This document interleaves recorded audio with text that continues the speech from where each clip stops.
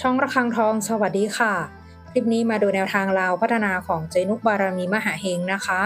ฉบับนี้เป็นแนวทางประจำวันที่15ตุลาคม